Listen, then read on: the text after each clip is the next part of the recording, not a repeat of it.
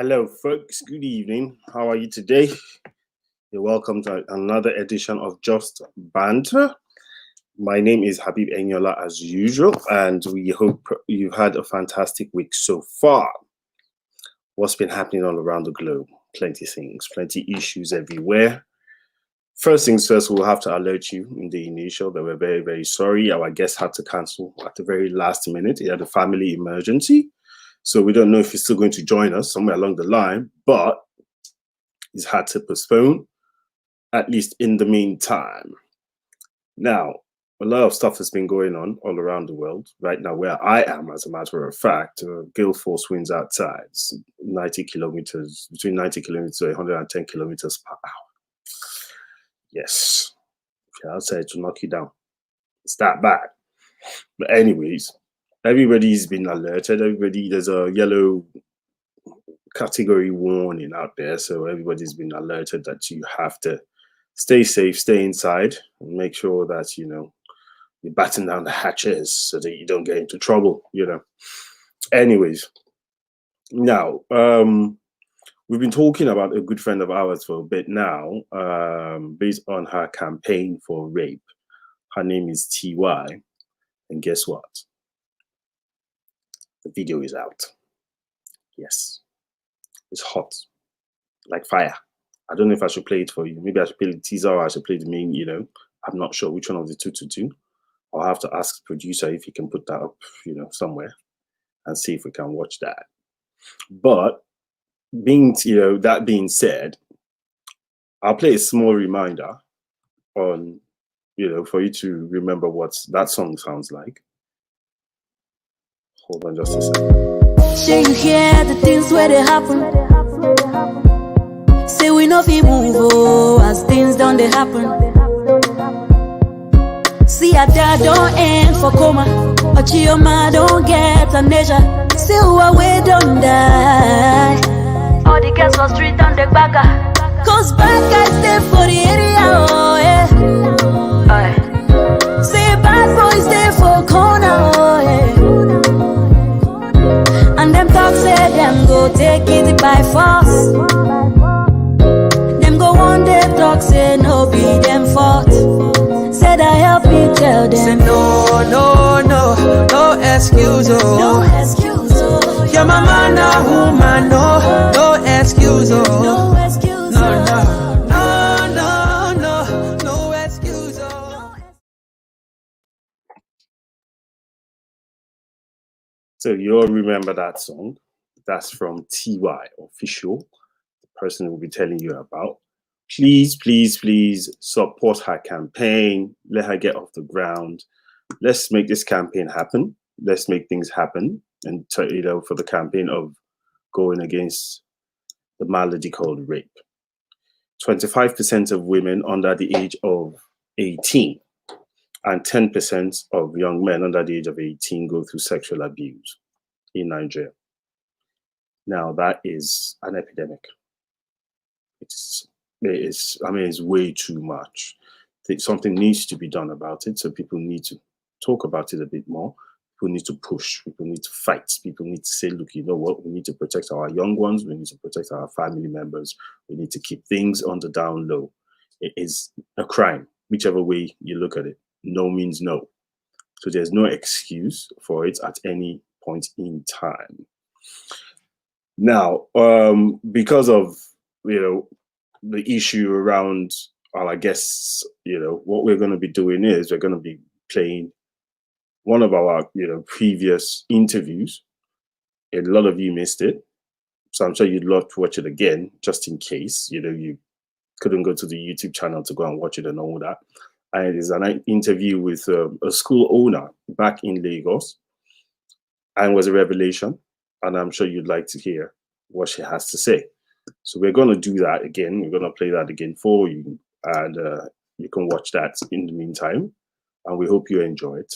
We're sorry for the technical difficulty. Well, not technical because of the guest. We're sorry, for the guest not being able to attend, the interview at this point. So Henry Ilamah at some point will come on in the near future, and he will join us. Thank you very much. And we're sorry about last week as well. Thank you.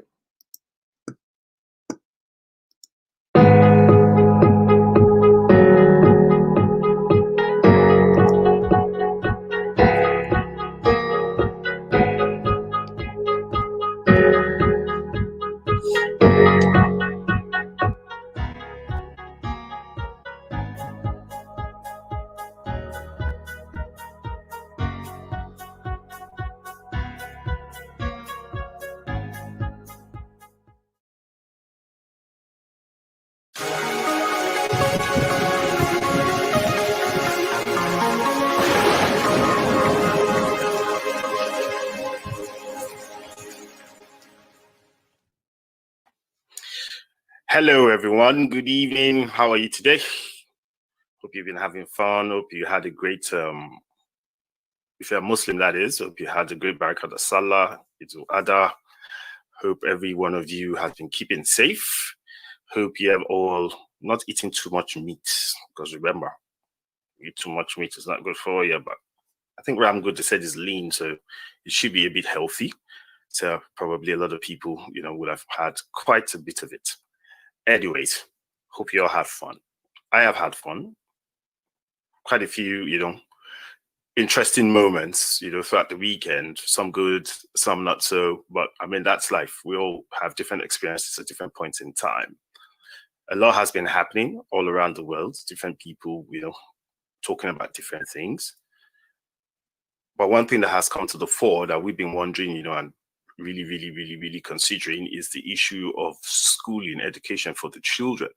A lot of people, have been worried about their children going back to school and all of that. Some have been trying the online education route, but they've been finding it difficult. They've been having challenges. Different types of issues have been cropping up. Some it's a case of the children are not, doing their homework. Some it's a case of the children don't have internet access. That's for the ones that have the internet access anyways. So there are quite a few challenges, all around. Different people, trying to find a solution to it. Now, the internet, as we know, has its advantages and it has its disadvantages. Quite a few people are worried about having their children online, having internet access and not, being able to monitor them. For some, they're tech savvy. They understand that, they could have parental settings on their broadband or their Wi-Fi. Some don't know how to do that. For others, they know that their children are much more tech savvy than themselves. So those children can find their way around those things. Some children even already have, their own mobile phones and they create social media handles and all whatnot. And they do something called ghosting, which is creating multiple profiles so that their parents can follow them. We're going to talk to an expert in education leadership, education advocacy. She wears many hats. She's also a medical doctor. Now, I don't even know where to start with her, but I'm sure that with the many hats that she wears, she's going to be telling us quite a bit when it comes to education, both offline and online, because she's the proprietor of a school. Her name is Dr. Abimbola Ogundere, and she's here with us on the show tonight, and she's going to be telling us quite a bit. I hope she's ready, because I'm looking at her in the back of the studio. Hello, Abimbola. Hi. Hi, how are you? Hi, good evening. Good evening. Great to be here. Good evening. I can see so many books behind you, so probably that accounts for the many hats that you wear. So you are an entrepreneur. Yes. You run a foundation, or is it two? I think there are two foundations. Okay, it's a foundation. It's just one. But you're a member of quite a few other associations, organizations. You're an expert in education leadership. You're an expert in education. You're an advocate for education. You're a medical doctor. You're a wife. You're a mother. How many can I count? I'm a sister. I'm a daughter. How do you manage to juggle? How do you manage to juggle all these things? How? So for me, the first thing is focus, right? Focus, so okay. Focus, clarity of your vision, self-discipline, using your time, properly, prioritizing well, and grace. A lot of God's grace. A lot of God's grace is involved. A lot of God's grace. Absolutely. Nigerians talk about God a lot, but we've seen that the people. Yeah, there's nothing wrong with being spiritual. It's the religious aspects that I question a lot of times, because, you know, when you focus so much on religious worship rather than, you know, the spiritual connection, educating yourself, educating yourself so that even when you do want to engage in spiritual connection, you have, you know, a higher sense of that connection. Also, you're supposed to acquire skills to work and use that to glorify, you know, God as well. But we see that a lot of Nigerians, you know, focus much more on the religious than even the spiritual. But that is not the topic for today. The topic for today is oh yeah. But you know, it's a topic, it's a very touchy subject for most Nigerians, especially Black people. Generally, religion is a touchy subject, so that's why I try to avoid it as much as I can. But a lot of people have had, you know, a few questions in the past couple of weeks as regards their children's education. You're a proprietor of a school called the Kids Court School. So you are in the direct firing line, as a matter of fact. You have infrastructure on ground, you have overheads in terms of staff and all that. I know a lot of you that are successful have loans as well to be able to run, you know, those educational institutions and all whatnot. How have you been managing it? Well, I will speak for myself, and I'll speak for a lot of other people that I know. Yeah. So for myself, I think for us, because we've been financially prudent. Let's use that word. We've been financially prudent to a large extent. So it's been hard, right? Very hard, but it hasn't been, you know, so hard. So we've been able to just sort of roll, you know, month in, month out, rolling. But I would speak for a lot of other schools who, for example, renting their premises, who have a loan or two with the bank, because in Nigeria, you know, everybody has a loan, like you said.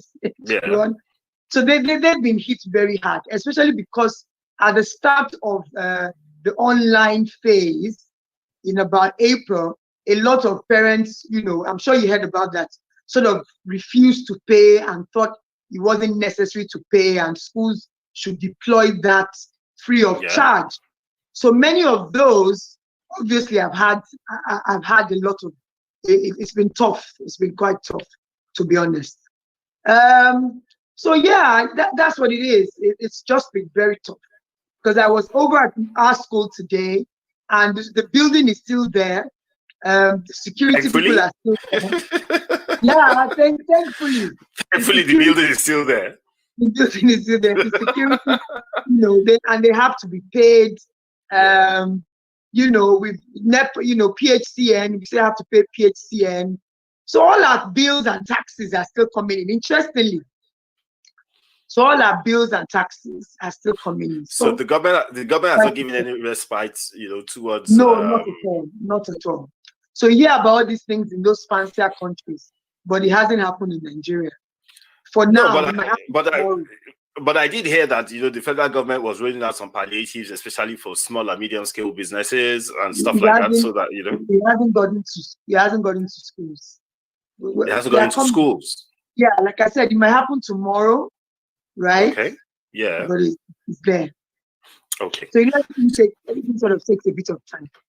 So now, you want, I'm not saying, I'm just going to speak about, you know, to you. I'm not going to talk about the general association of, you know, school owners and stuff. I'm just going to ask you a few questions around that. Yeah. So now, parents, you know, are hit hard right now, especially because of the pandemic and all that. A lot of them don't have access to the type of funds that they used to have.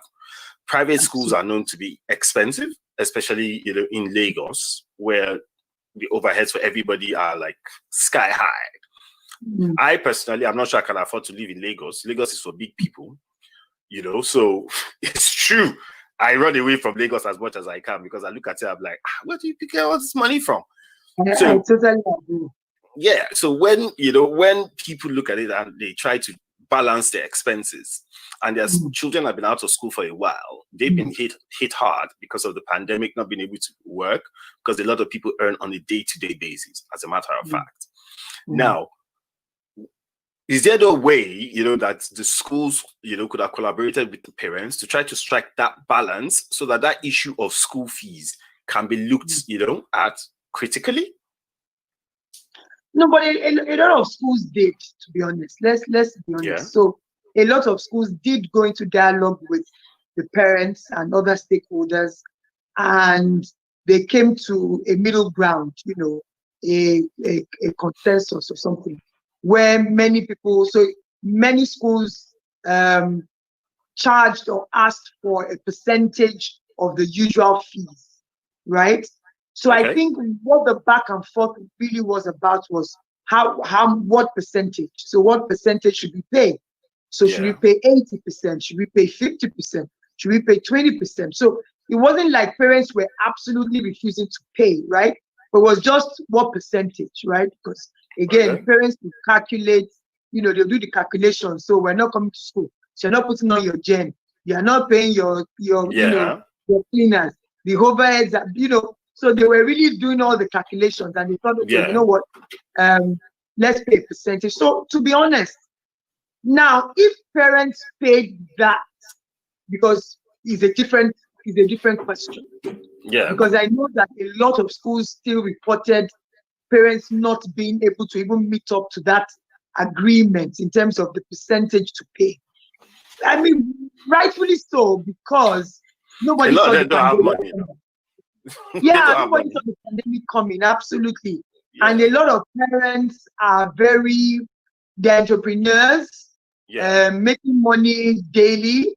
I mean, look at what happened to the event industry, right? Which is a large industry that caters to a lot of, types of entrepreneurs. I mean, that has been shut down for a while now.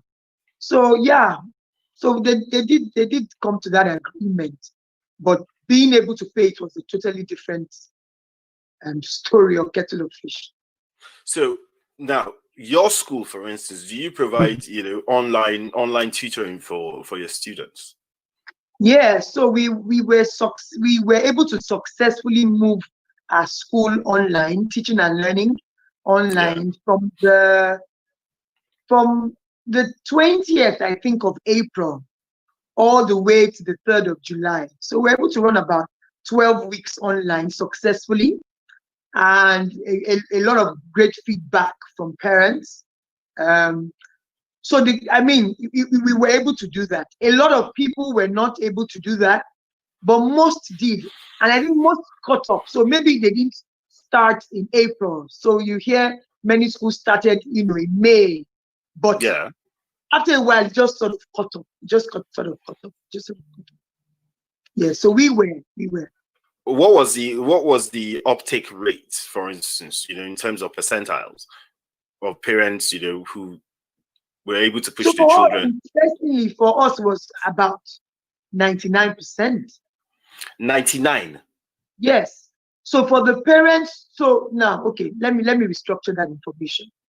So we have toddlers in our school, and we have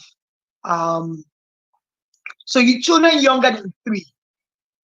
Where they were not rushing online, to be honest. Yeah, of course, yeah. But we wanted to really focus on the children from about 3.5 till 11, and that age range, about 99% of them came online. About 99%. What was the secret to that? So that's a double-edged sword. That question. The first is this. If I share all my secrets, what No. The first part of that question is this. So everybody in your school can afford the internet. Yes. So they could afford the internet, they could. So we were flexible. So let me give you what the secret. So we were flexible. Okay. So some schools did the sit down by 8 and get up by 3. We didn't do that. So we had the materials, the content, posted online. And we said, okay, you know what, as long as you can access it through the day. So the issue of data, obviously, parents could work around that. The issue of having only one device for maybe 3 or 4 children, parents could work around that. The issue of, oh, you know what, I'm working from home, I don't have time to work with my child. You know, you could do all your own working, get off work, take a break of about 2 hours, then settle with your child. So we would have children sending in their work at about 6 o'clock. And it was fine. Right, okay. We would have children sending in their work at about 7 o'clock, and it was fine. So as long as you did the work. So flexibility, I think, was a secret or a trick. Let's use that word. Okay. Because for most people, you know, the complaints, you know, that they had were that, one, it was very hard for the parents themselves, because, to be honest, quite a lot of parents cannot even do the homeworks that children are giving nowadays. It's too hard for them.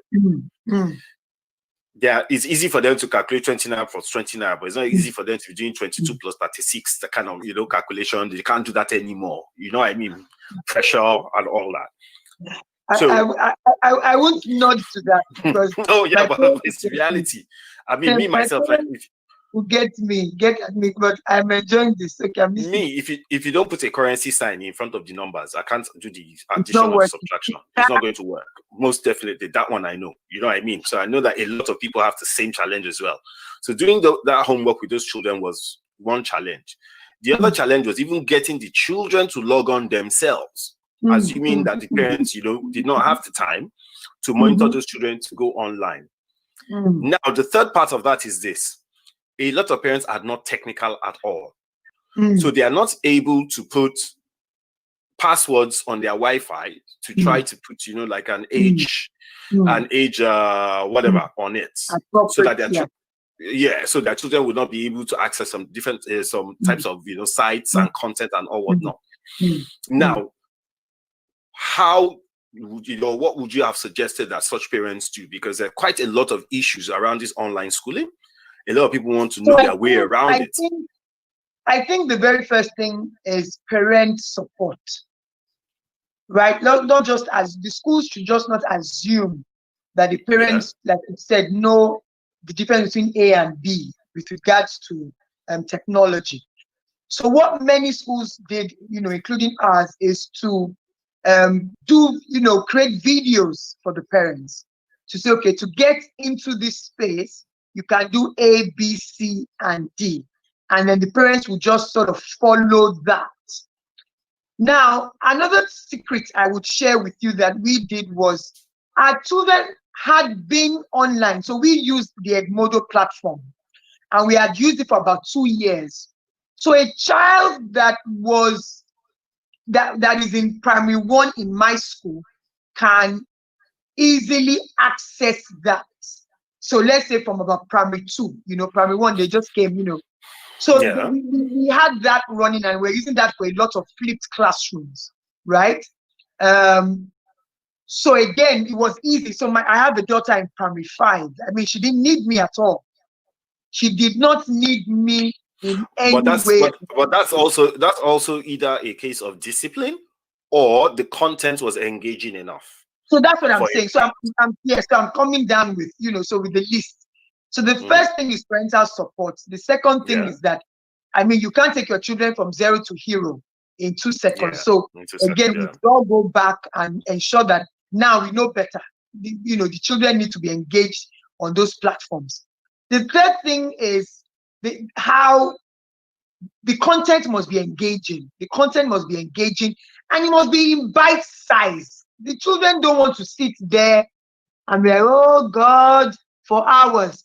The videos, the content must be very bite size. So 5 minutes, 4 minutes, 3 minutes, right? And do this task, and it's that. So the children can achieve some measure of success, right?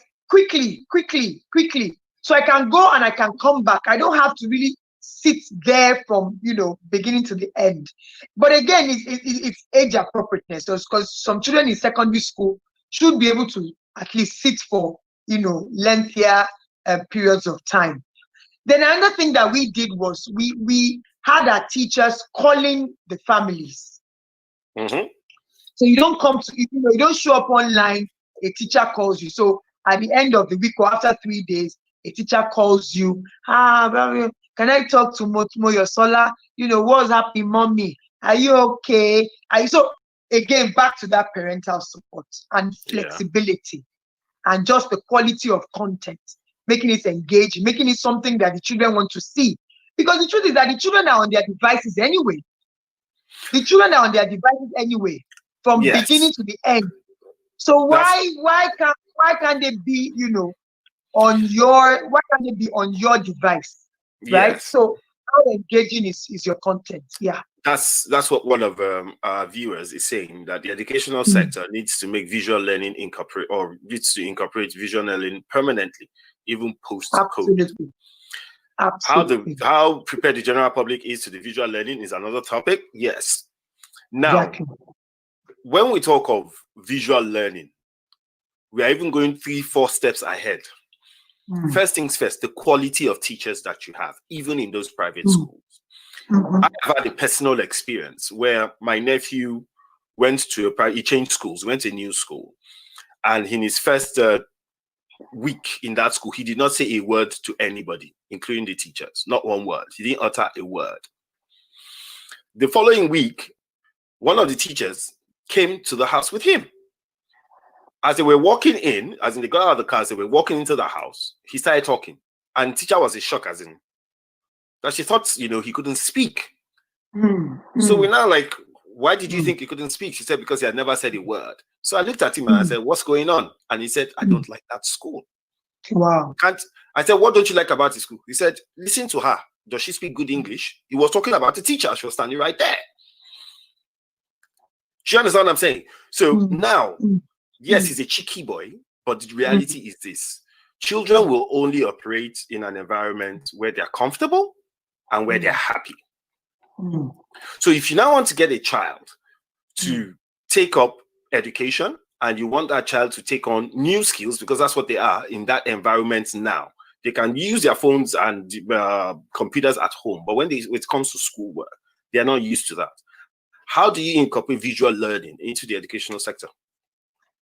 Okay, so I would call it online learning, right? Okay. Because again, visual just sort of speaks to eyes, right? So I would just call it online learning. So there's the whole, 360 degrees of what is happening online. So the ecosystem is, so when we want to talk about it, want to unpack a challenge in the education system sector, we need to look at it across, right? So from the through the stakeholders. So what quality of teachers do we have? What quality of exposure do the teachers have? I remember interviewing a couple of teachers who say that they finish with the first class, but the only time they have to work with a laptop is when they are in church on Sunday, because they what's that thing? They volunteer, in some church group. So that is right. And now we're asking them to come and then be heroes online. It's not really going to be that easy. Now the second thing is where do they get their devices from? So an average teacher is paid 40K, 40,000, 45,000, 50,000. How much is a nice laptop? So, but that's very worrisome, isn't it? Considering the fact that some of these children pay how much, for this private education. And you see, earlier you spoke about private schools being. Would you know that the majority of private schools in Lagos State, for example, are low-cost private schools or low-fee-paying private schools, where the children pay 15 naira per day or 40 naira per day, and then the teachers are paid. You have never heard of that? Wow, I need to introduce you to one of my friends, Larry O'Neill. There's pay-as-you-go private school. Pay as you go, absolutely.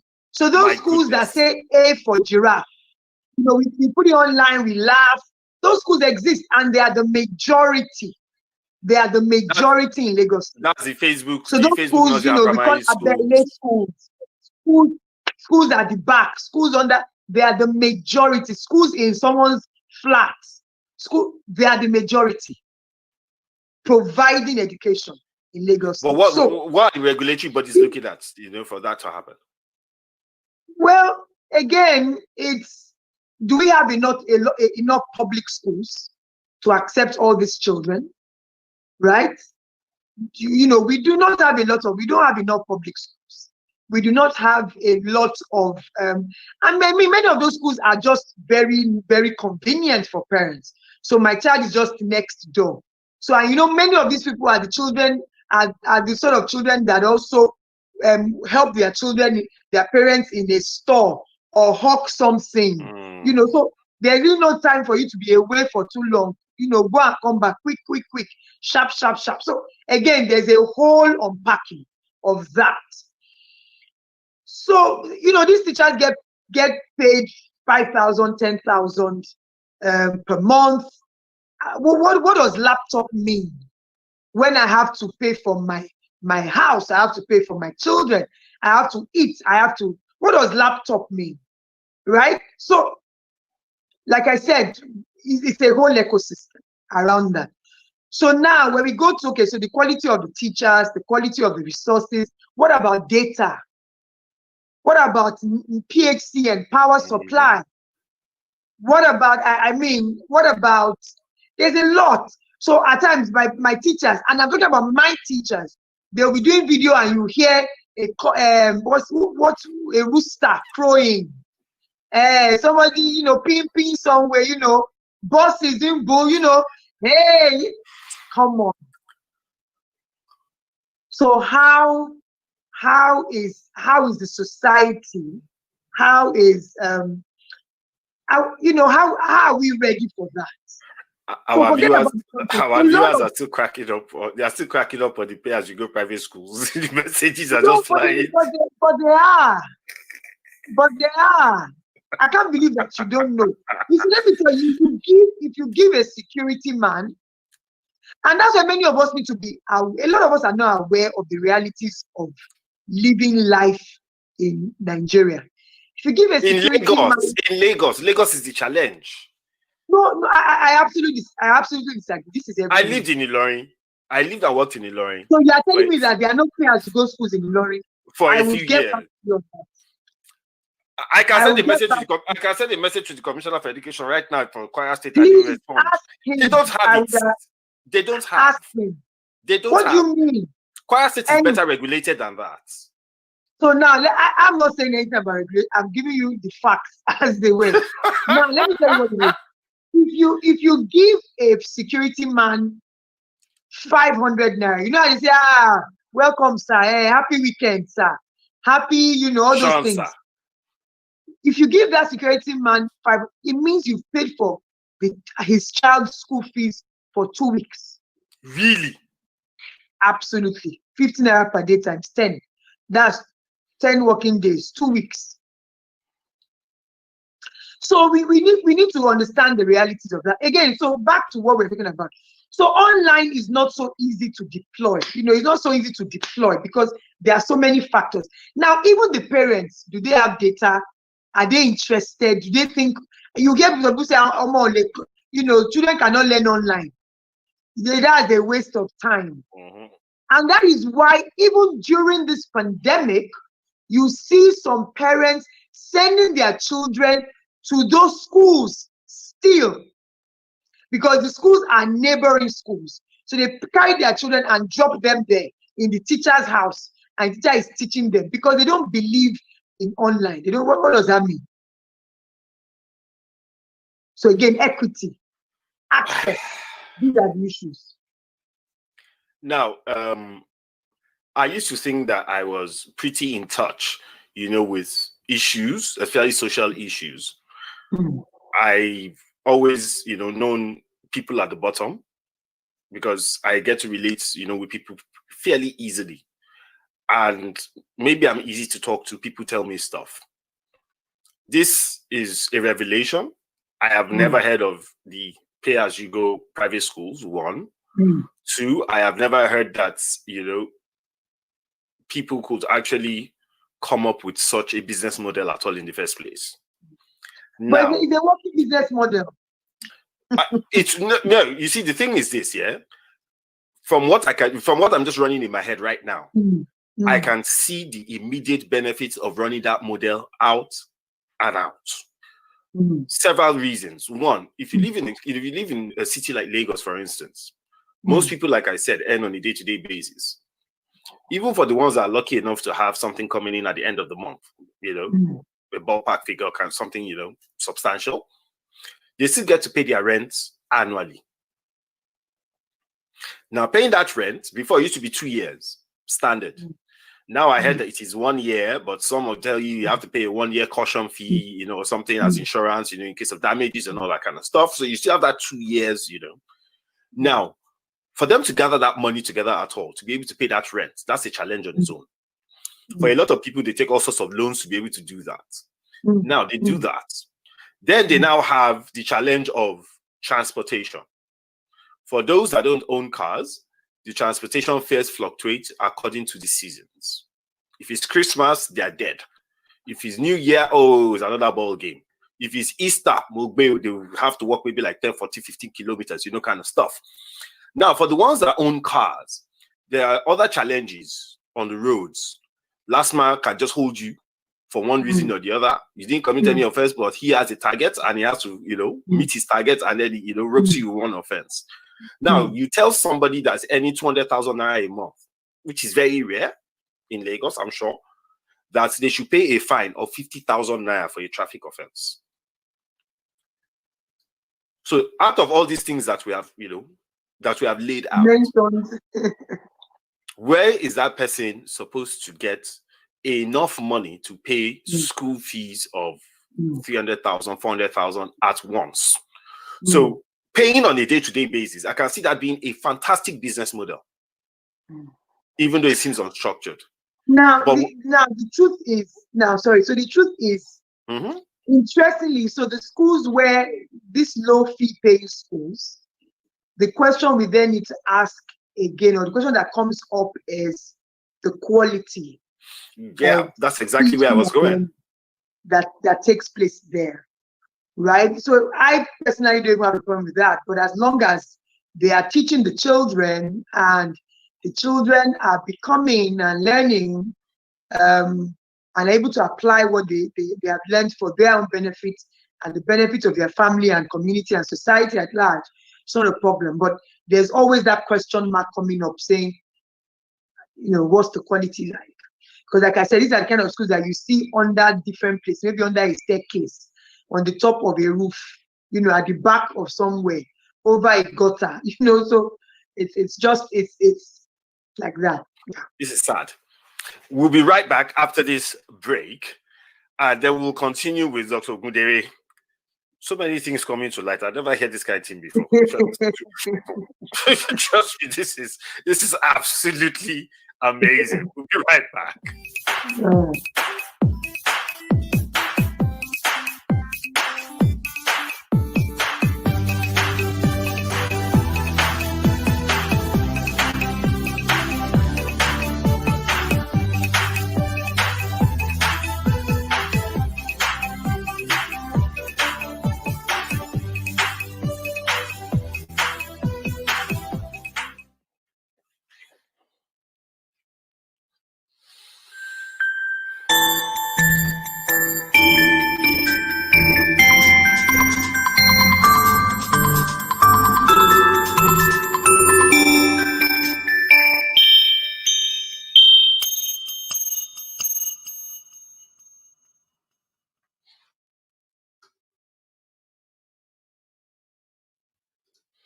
Hello, folks. If you're just joining us, welcome. You're welcome to Just Banter. Sorry, I'm a bit disoriented. I just had something new, so I think it's still making my brain reel. So you're welcome to Just Banter. And tonight we're talking with Dr. Abimbola Ogundere, and we're talking about the challenges of online school for children. before we have even gotten to the issue of online schools for children, we have been talking about the schools themselves. And we are hearing quite a few interesting things. Now, Dr. Ogundere,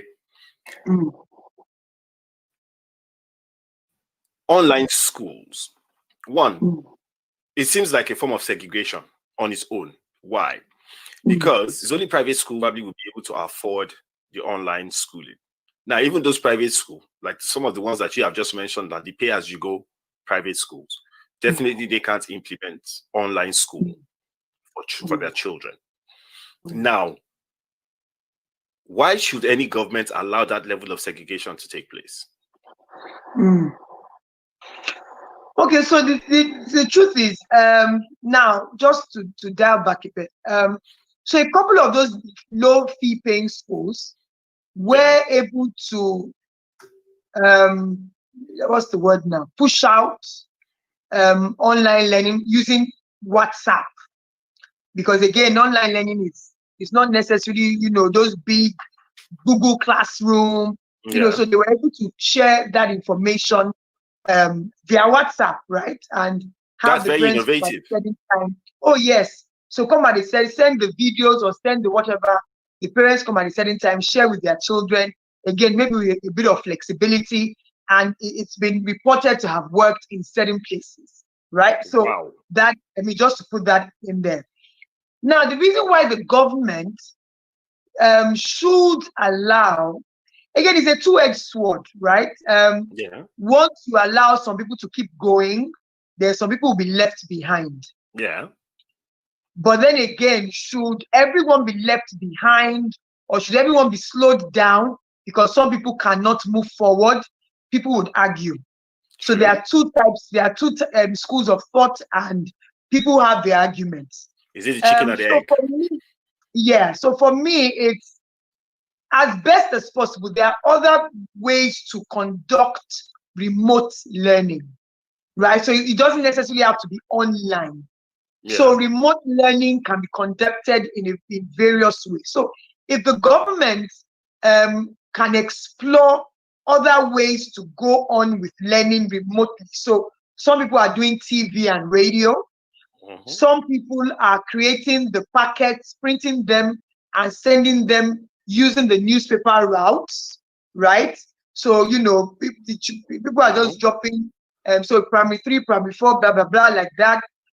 Some people are using their textbooks, saying, okay, you know what, open your textbook and then let's work on ABC. So just being a little bit more innovative with regards to how learning can continue if it's not this online that seems to be only for the top exposed schools. Yeah. And I know that Lagos state government, have been able to do a lot with radio and TV. Okay. Right? A lot with radio and TV. I mean, it's not perfect. It can't be like when the teacher is with the children, but at least some measure of learning is going on. So I think that what the government, so let me give you an example. So I have a family friend, the family, they are in New York, and the children attend public school. And the parents, were thinking, oh, you know what, because they just relocated recently.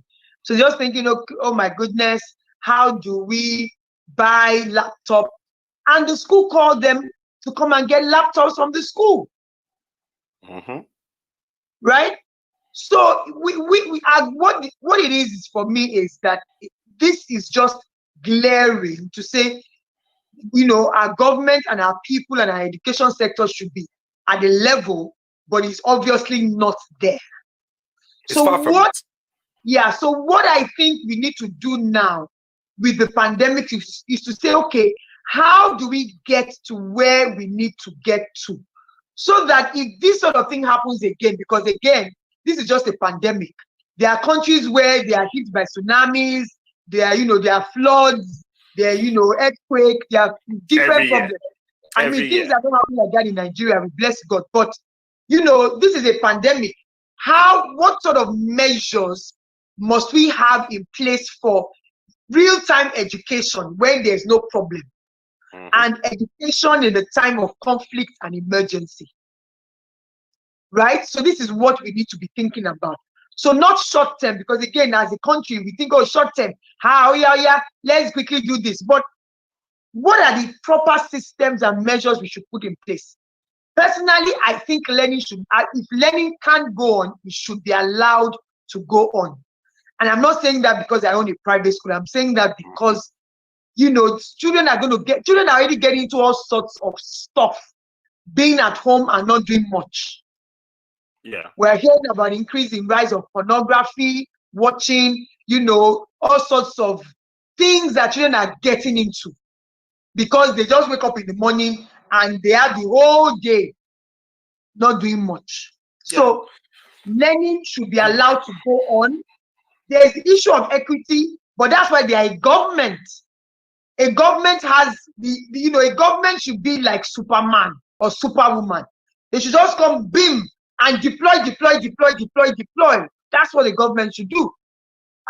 Is our government being a bit slow? Maybe, maybe not. But I don't think that everybody should be held down because, again, to be honest, they're a large majority. But what they should think about is how can we ensure that those ones to come on, not that, hey, everybody stop. Okay, carry on, but our own people, that's really people in the public schools, because many private schools don't have a problem. They were able to deploy learning through this last period. I don't want to call it a term, through the last period. So many private schools have found a way around it. Public schools need to be equipped to move quickly and catch up, because if coronavirus continues for 2 years, are we all going to be at home watching our children for 2 years? Say no, because the public schools can't, so the government just needs to be faster in deploying what they need to deploy. Yeah, but when you talk about the government, being able to, the government should deploy faster. The first question that one should ask is this: what have they done already so far when it comes to public schools? We have seen different types of public schools, where some, they don't have roofs, some they don't have furniture, some, some is a case of they borrow pedestrians to become teachers just to fulfill a quota. There are all sorts of stuff, that you see and you hear every day. So if they are not tackling the basic issues first, how can they tackle these much more complex issues? Now, you have raised the point, and that point is very intriguing to me. Why is it intriguing? Because one, you said they are using WhatsApp. Now, Lagos State, there are probably about 26 million devices as of the last time I checked, mobile devices in Lagos State.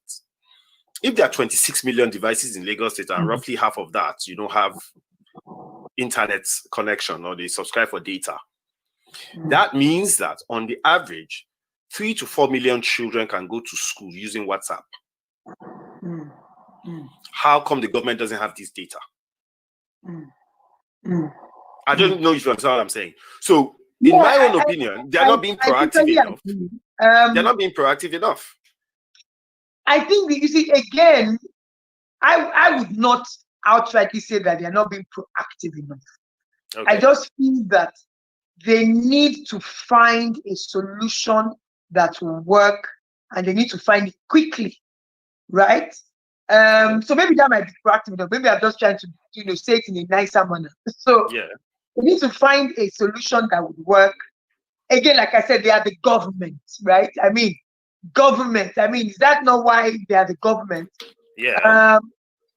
There are so many alternatives that can be looked into, but they need to find one that will deliver in terms of continue to ensure teaching and learning.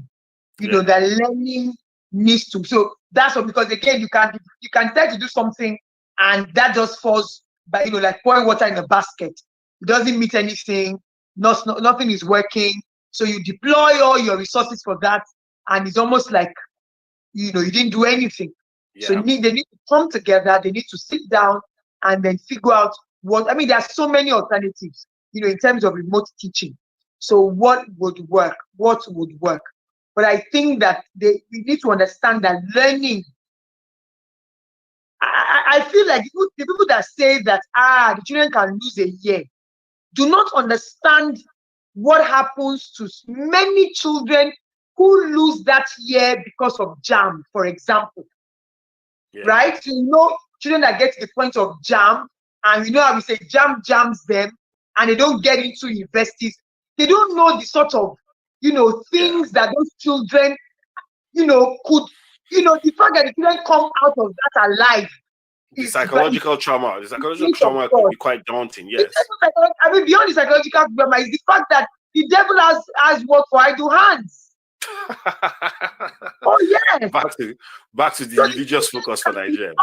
All sorts of things. So I'm just roaming around the world for 1 year without an agenda. All sorts of things can happen. Especially with homes now that parents are so, because again, they are trying to keep their jobs. So they are not as attentive as they used to be. You don't want to know what some children are already starting to be up to. Just with these few months that we have been at home. But you see, the points that you have raised are some. I mean, they are so poignant that one can't help but to continue to go back to those, you know, those things and continuously talk about them. Now, if the government is finding it challenging to put in the proper infrastructure into schools, this point that you have made about, you know, the innovations that schools have been able to make in terms of, you know, learning must go on, so they find ways to make sure that, you know, they get the educational materials across to their students, and they are going as far as using WhatsApp. Will that not be a much more sustainable solution for governments that are finding it challenging to put in those, you know, physical infrastructure on ground? Would that not be a much, you know, sustainable solution for them in terms of getting these children educated? Now, I would beg to disagree, because there's a place for the social construct of, you know, that a school provides in, you know, when children are growing up. That's true. So that's where children learn to collaborate, they learn to work together, they learn social skills, they learn to speak to people, they learn to, you know, share their voice, they learn to stand on their own, you know, they learn to. So there's a lot that happens, that apart from just the fact that we go to school and come back, there's a lot happening in schools.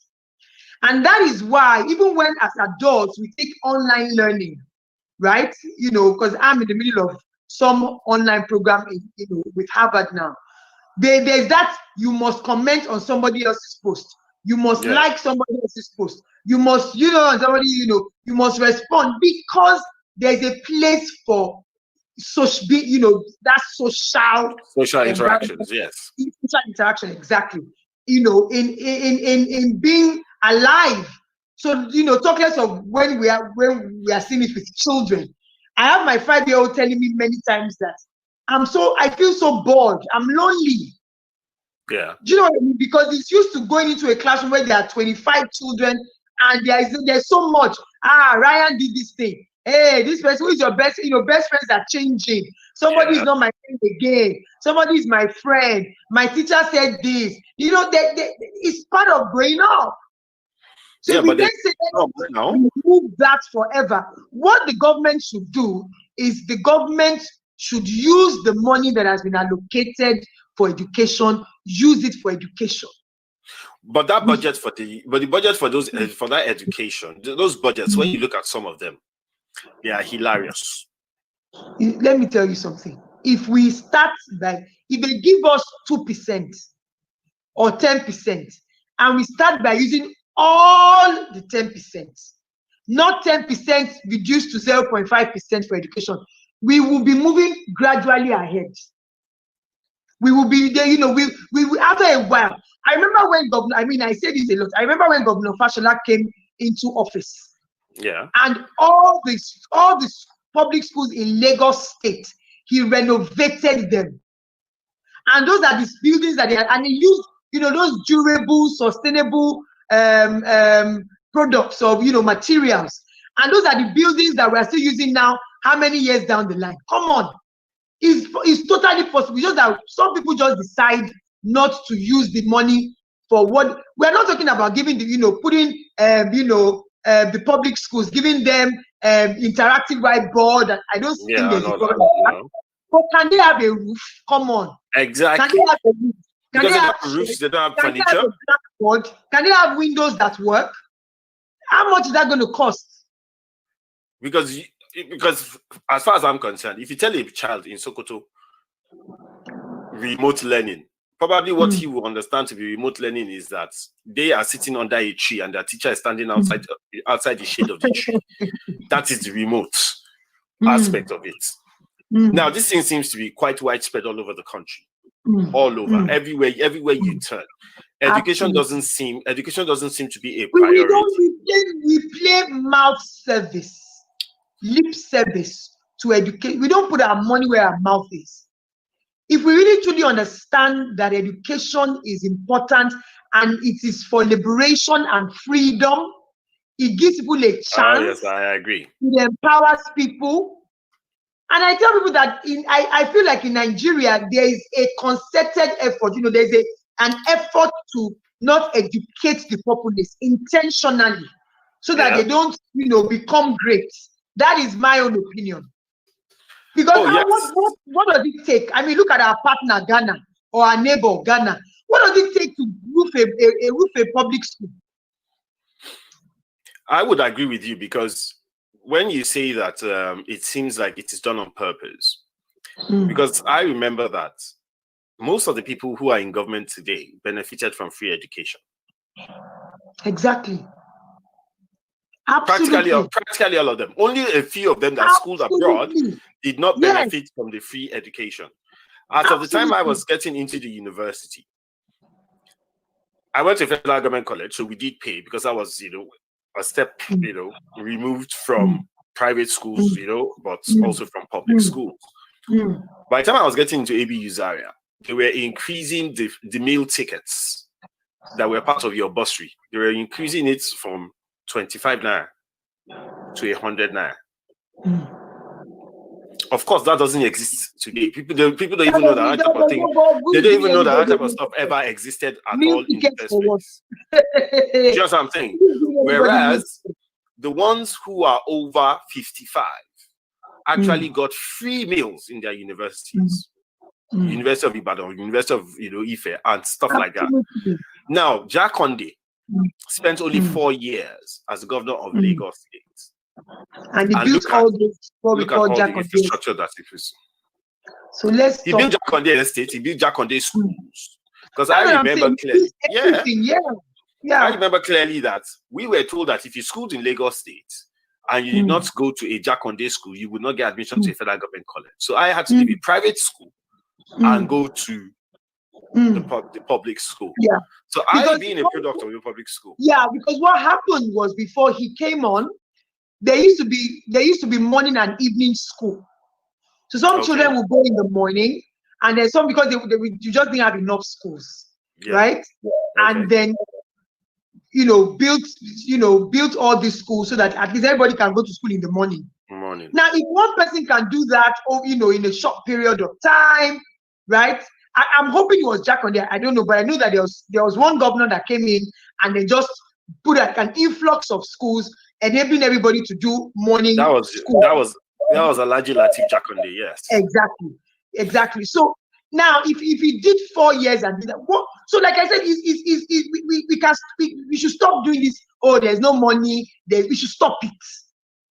We should stop that. It's terrible. It's unfair on our children, right? And many of these government people and many of people in society. There seems to be a technical hitch with Dr. Guderi's. Half of our children are abroad, as it were, right? All right. Yeah. So I'm still here. Yes, we can hear you. Go ahead. We lost you there for a second. Yes, I'm still there. Yeah, so I said that. So we think some of these things will not affect us, but these children who are not being well trained, who are not being well educated, who are not given that chance, will be members of our children's, what's the word now? They'll be the same sex, you know, living the same life, being in the same Lagos and Nigeria. When our children come from abroad, and you know, they're all trying to be nice and cute. So there'll be the people that they'll all be relating to each other, and they will now see what future that we have created for our children. When their counterparts are not, they're not exposed, they are not empowered, they are not, you know, trained. The poor quality of, you see someone coming out and saying, "Oh, I finished with first class," and this is not a joke. I'm telling you, real life. Finished with first class. You can't write good English. You can't write. You can't speak.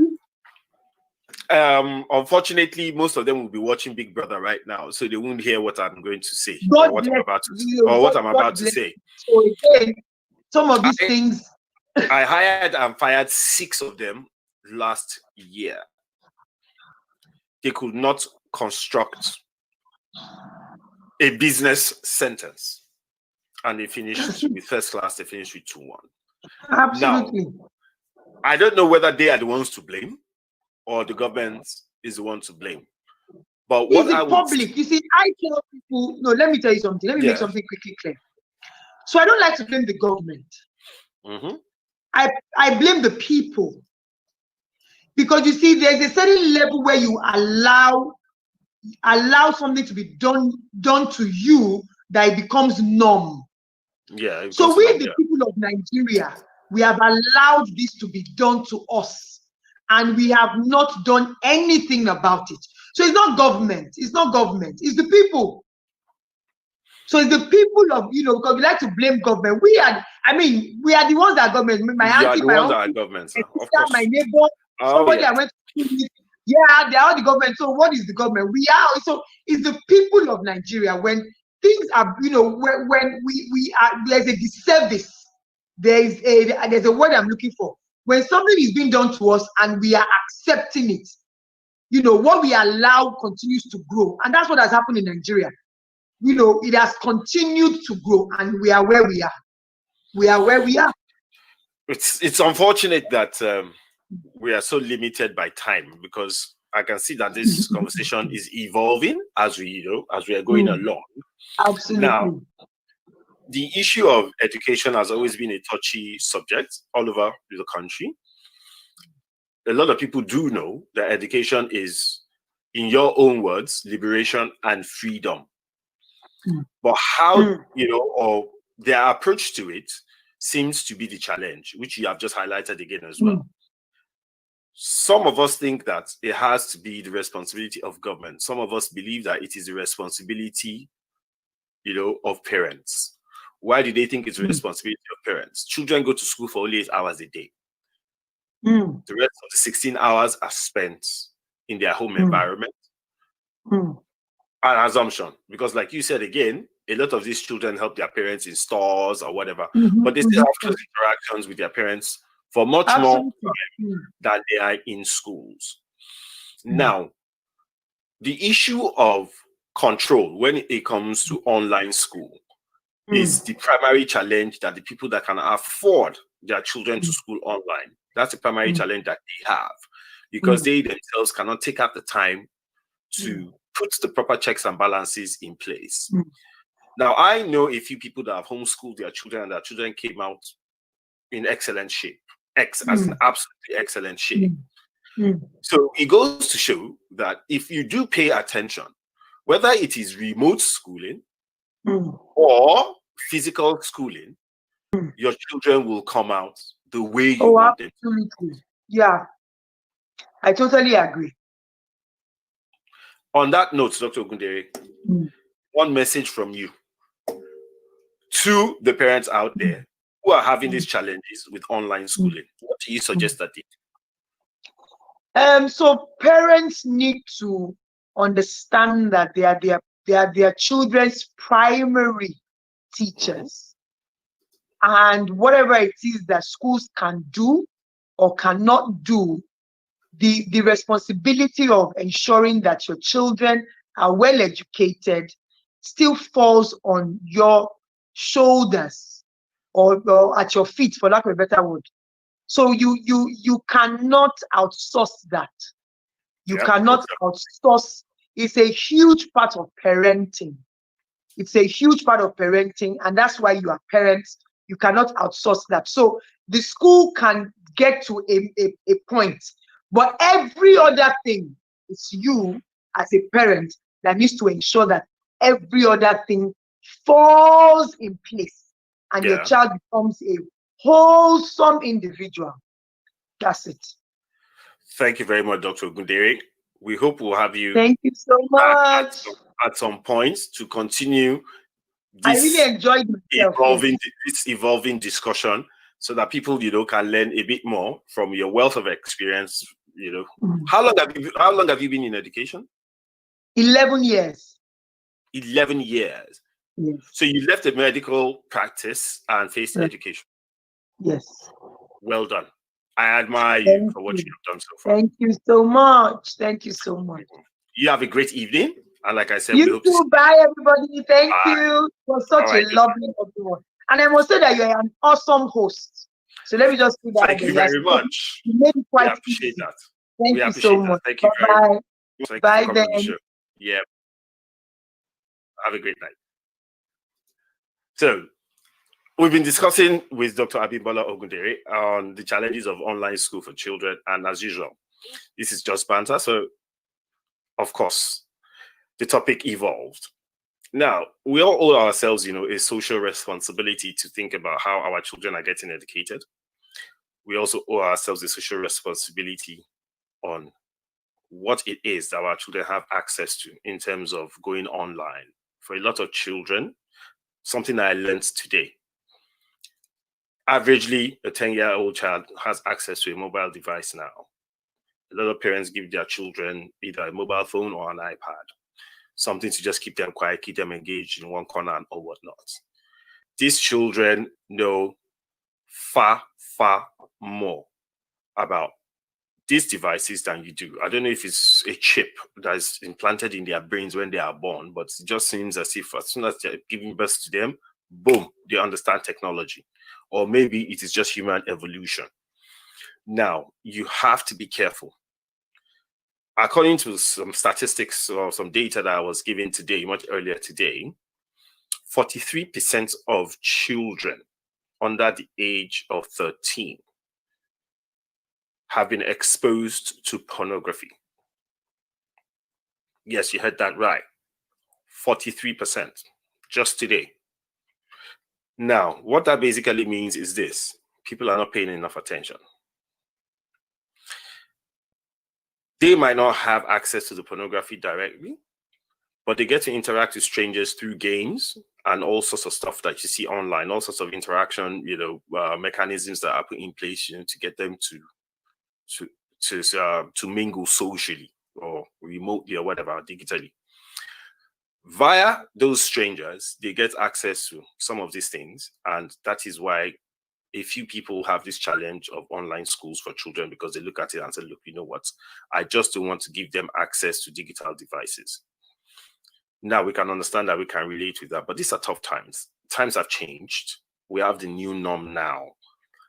So you do have to find a way to communicate with your children. You do have to find a way to monitor what they do digitally. Keep an eye on them. We have a campaign that we have been on for quite a while, and this is leading back to that. That campaign is the Say No to Rape campaign. There are lots of ways that children can be abused. Children are very, very vulnerable. So we do owe ourselves that social responsibility to make sure that these children don't fall into these traps and they don't get abused by these predators that are everywhere. They are everywhere. People that you cannot imagine are partaking in this type of things, are actually doing so. So for the sake of society and for the sake of yourself and for the sake of your children, please, please do your social responsibility. Make sure that you put an eye on what your kids are doing. We've had a great night talking to Dr. Ogundere tonight. We hope you've had, an insightful evening to listen to her, and we hope that she'll be back at some other point so that we can have, a more lengthy discussion on the issue of education. I hope you all having a great evening, and I hope that you have a fantastic week ahead as well. You have a good night, and we'll see you on Thursday as usual at 8 p.m. On that note, please, if you are watching this and you are not subscribed to our YouTube page, please go to our YouTube page, subscribe, like, share, and also, please press that bell so that you get a notification every time that we go live. We are rolling out the rest of our programs over the course of the next 2-3 weeks, and it's going to be pretty interesting at every time of the day. Have a great evening and see you soon. Good night.